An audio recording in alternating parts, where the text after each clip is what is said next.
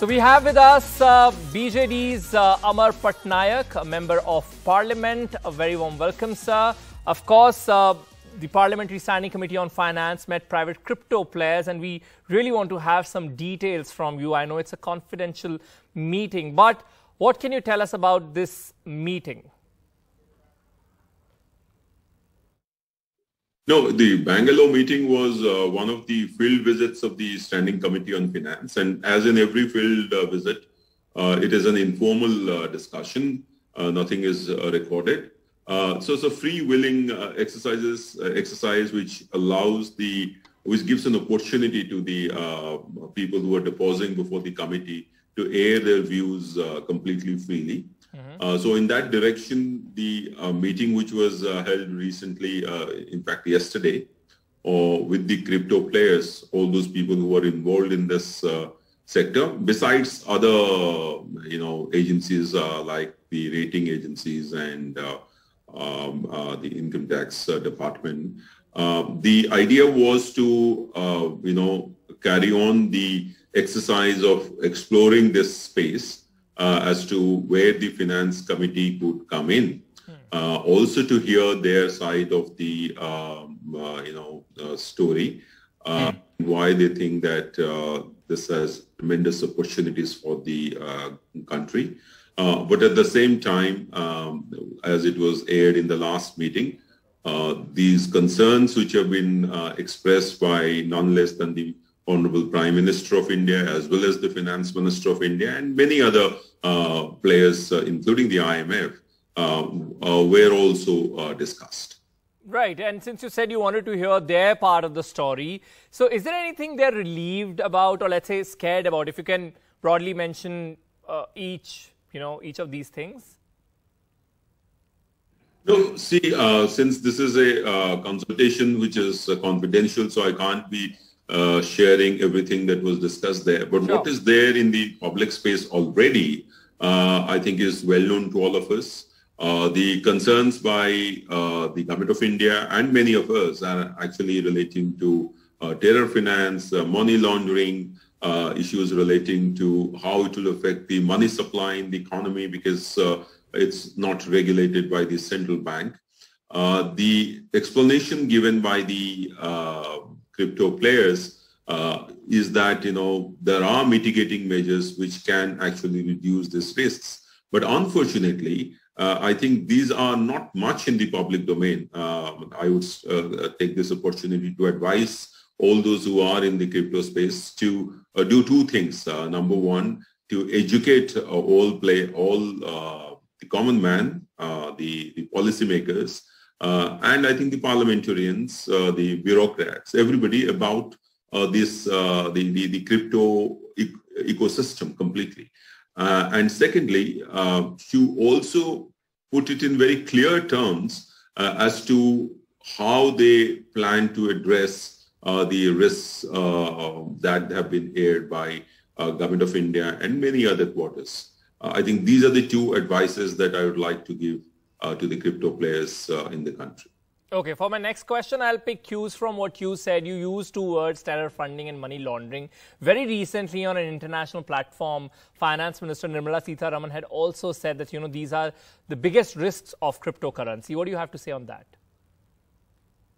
No, I think it's a very legitimate concern. And for a sovereign country, I think these are very legitimate concerns. It's not just India. I'm sure other countries in the world would also be facing or assessing similar risks if they allow the private crypto, transactions to happen in their countries. Sure. The point is that if such kind of risks are there and such kind of transactions are possible, the idea is whether those can be traced. Number one, whether the possibility of making these transactions more transparent, in which case, if there is a default or if there is a transgression from regulations, then they can be easily detected and taken to task, could be prosecuted. Now, these are the things which come up, and these are still not very clear. It's still in hazy space, I think, all over the world. It's not just in India. And therefore, there is probably, my personal idea is that there has to be a principle-based international order for, understanding this, allowing crypto trade and accounting for it. The second point is that they will also have to have some kind of, self-regulation in which they put in those controls which would mitigate this risk to a large extent. Right. Sir, you yourself are, Rajya Sabha MP. You're active in this space. You're also part of the Standing Committee on Finance. And in the past, several stakeholders have raised concern about the tall claims that were being made in some crypto ads. Has the situation gotten any better? Because government had also alerted these exchanges in the past. So what is your analysis? There is a claim by most of these players now that they have regulated themselves and they are following the regulations as regards advertisements. But, since there are no standards, it's difficult to say whether what they are saying now is adequate not to lull common investors who are probably not very aware of how the crypto operates into investing in it and then maybe suffering lots of losses later. So I think when we talk about a regulation, that regulation should also include these aspects as well. I think if the players are doing self-regulation now, it's better. They're making their case stronger. But I think ultimately the standards have to be set by the government as and when they decide to bring in regulation. Okay, so the new crypto tax regime is in action. There's a new rule also in place to tackle crypto tax evasion, which is asking exchanges to store customers' KYC for 5 years. We feature this in our big stories of the week as well. And you also mentioned regulation. So how far are we from regulation? So I think by making this imposing this tax, I think the intention of the government is more towards bringing in a regulation instead of a complete ban. Having said so, I think even if there was a ban, the question is whether there is regulatory capacity on the part of RBI or SEBI to enforce such a ban.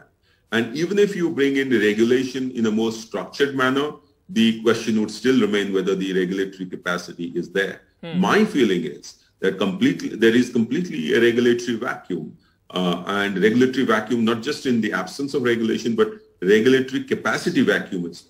I think the regulators, in eventuality that the government decides to allow crypto assets to operate within or as a security, then the SEBI would be called in to regulate the entire transactions or entire market. So whether the SEBI is currently having that kind of a capacity, my feeling is no.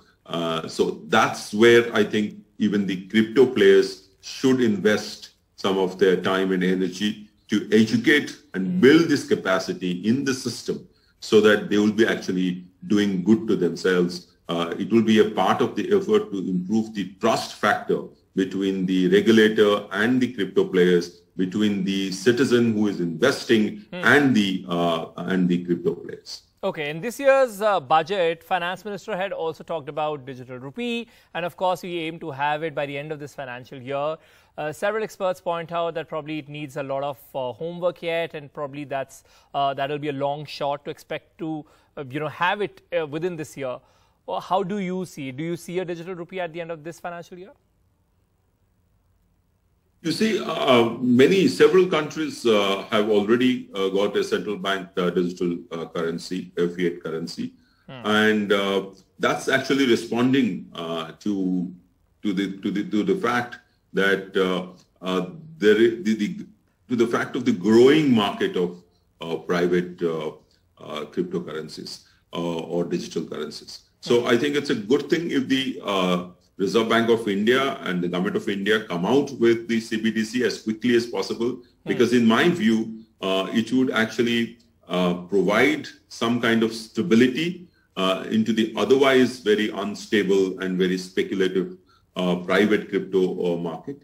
And secondly, it would also increase the capacity of the regulator to regulate this entire market. So if the CBDC comes in, I think it would be like a big regulatory sandbox where the regulator also understands what's happening, and the private crypto players also understand the impact of such regulations, and in of course the space in which it is a fiat currency, it is controlled by the regulator. But that would give the signals as to what could go wrong. What are the risks? Are they overstated in some cases, understated in some cases? Are we seeing much more than what actually is there?